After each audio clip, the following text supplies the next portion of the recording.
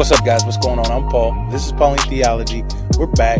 We're on Ephesians chapter 2, talking about God's good grace towards us, how he is giving us good things to do, to walk in, how he is transforming us from a dark life to a life of light and love. Man, this is great stuff that Paul's writing. And so let's continue on. We're on chapter 2, verses 11 through 13. If you haven't read it yet, stop the tape here, check it out, see what we got, come back, and we'll answer the 4 questions. If you've already asked the 4 questions, let's go ahead and jump into it. So what is Ephesians 2, 11 through 13 saying? Paul goes back to reiterate the same thing that he was saying in chapter 2, verse 1, except now he is expressing it specifically towards the Gentile people, towards the people who were in Ephesus that are not of Hebrew descent. He says, remember that you were formerly being Gentiles in the flesh. He says, being called uncircumcised by those who call themselves the circumcision in the flesh, made by hands. Now, what's unique is made by hands is actually kind of a derogatory term. It's used in the Septuagint, which is the Greek translation of the Old Testament, the Hebrew scriptures. And when it's used, it's often used in conjunction with idols. These are things that are made by hands. And what idols actually mean in some of the Hebrew words, it is worthless. Like that's what idol means. And so this word here is kind of Paul saying that this circumcision that they have is worthless. He's like, they're calling themselves a circumcision, which kind of give them a status or a position above others, is what they would think, because they were part of the family of God before the Gentiles were. Well, he's saying that this circumcision that they had, made by hands, is worthless. It's worthless. Little short note there. But then he says that you were at that time, and this is the toughest part right here. He's going to go deep in detail about the hopelessness that the Gentile people had. It says they were without Christ.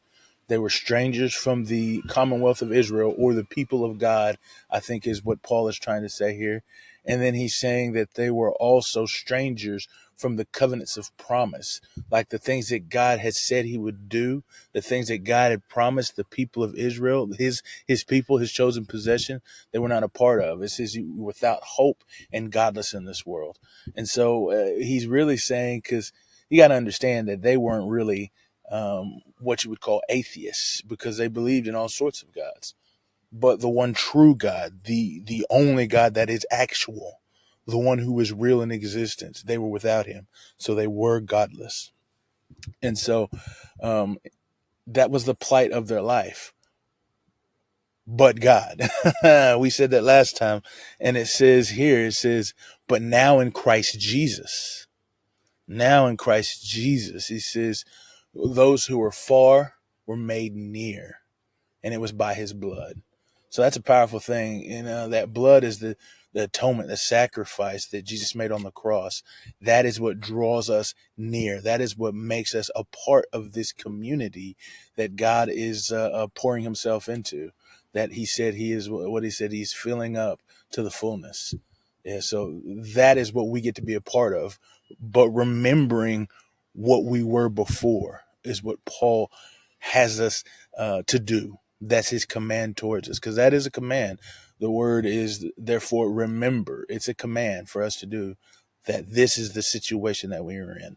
This is the plight that we were in. So what can we say about God in these scriptures, man? That he made us near. God made us near through Christ's sacrifice. He gave up his son. He gave up his son so that we might have a life in him. That's got to be some enormous love and sacrifice that he does for us to be a part of him. And as man, I think it says that we're without hope.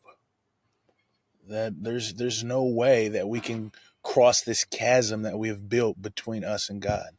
There's no way that we can mend the the breaking or the burning of the bridge that we did between God. The only way that we can reach him is through him. The only way that we can reach him is because he made a way. We were without hope, strangers to the community of God, alienated, actually, is what it says, from the community of God, that we were foreign from the community of God, strangers to all these promises that he made. But what is the application? I think the strongest application, I believe, is to remember our past, because that is how we find that we can have joy and love now. Because if we remember who we were before we knew God, well, what does that say about the God that we have? That means he loves us. To be able to do the things that he did so that we might be reconciled with him, that means he has a great love for us. And if he has a great love for us, then that should give us overwhelming joy, overwhelming happiness, overwhelming contentment and peace that someone loves us that much.